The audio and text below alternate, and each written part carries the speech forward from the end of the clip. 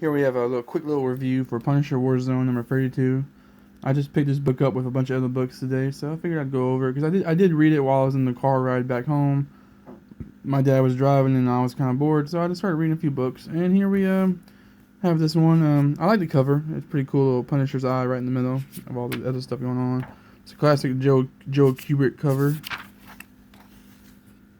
So basically, the story of this issue is that Frank, I guess it's going to be continued from the last issue because it starts off with Frank at gunpoint with this other big ass Russian-looking dude, and you find out through the course of this issue that this other guy he's basically like a Russian version of Frank. He's a former military guy that was wronged in some way by the Russian mob, so he's dedicated his life to killing them all, and he followed the Russian mob all the way to the United States, I think Jersey to be specific. And Frank happened to be following them. He was following some kind of money trail or something. So their paths cross. And at first, of course, in classic fashion, they're enemies for a second. But then all of a sudden, enemies come out from every direction. So they have to basically fight together to survive. And so they end up, having this giant fighter fight with all these different Russians. There's a big Gal gun pop. There's a commercial for Weird Science randomly. But yeah, it's a pretty cool issue. I don't like the art all that much. It's a little dirty and gritty and not super detailed in my opinion. But yeah, Micro looks stupid. I don't know. I don't like that haircut they give him. You'll see. Look, here's a better image of it. It looks horrible. But basically, it's kind of I like the story. I do like the story. I like the idea of a parallel Punisher that's from Russia, and he's like, just basically a drunk Russian version of Punisher. He's got all the tattoos, and he's been through some shit. But other than that, this issue is not really all that special. You got some kind of interesting Batman-esque type stuff with Punisher. Micro basically, Punisher basically like asking Micro to track down, criminals using different algorithms and stuff. So it's kind of feels Batman-y in that way. Punisher eating pizza, which is just kind of funny to see Punisher eating anything. Honestly, I thought that man was a robot.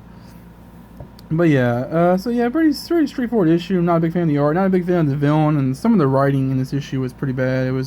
Some of it comes off really cliche, really 90s. You can really feel the age of this book. Like it's totally in there. And yeah, I do like. And you look at cool little commercial for Punisher versus Batman that was from like the 90s. That was pretty cool. Yeah, I like the commercials in these older books. They're kind of fun. But yeah. Overall, not the most special issue, just kind of average. But I do like the kind of twist. Not really, not even so much twist, but I do like the idea of a secondary vigilante character that relates to Punisher a lot. And towards the end of the issue, Punisher goes investigating, looking for that guy, and he thinks he's in a bar that might have some allies, but he ends up running into a bar that's full of people that I guess hate that guy, and they knock him out, thinking he's associated with the dude. And they tie him up, and the very last panel is this like little Russian dude that starts having he has a very funny kind of over the top speech about how America is makes these great amazing devices like a power drill that needs no cord. And the very last panel is Punisher tied to a chair, about to get a drill in his foot or his leg to be exact. Which I don't know about you, but that reminds me a lot of Daredevil season 2.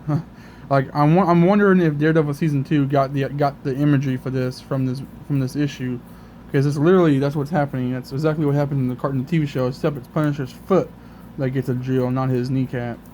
But yeah, I don't know how many times that's happened in the comic books. I mean, it's probably happened a few times. Punisher gets some kind of torture like that. But anyway, it's a cool issue. I kind of enjoyed it. But other than the kind of gimmicky use of another vigilante, it wasn't that great. The art's not that great. The dialogue is kind of cliche and over the top at points, and you can definitely feel the 90s vibes everywhere, which is sometimes is good, but usually not. And I just noticed this is part of a mini series or a mini event, so part 2 of 6. So yeah.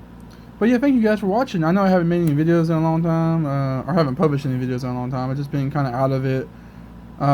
Ever since the whole YouTube thing, YouTube monetization thing, I just hadn't really felt like I haven't been motivated to put videos out, which I know is bad, but I don't know. I'm gonna try to get back into it. I mean, because I do enjoy making the videos. It's not as much incentive anymore, but I'm definitely gonna jump back into it and try to put some more videos out.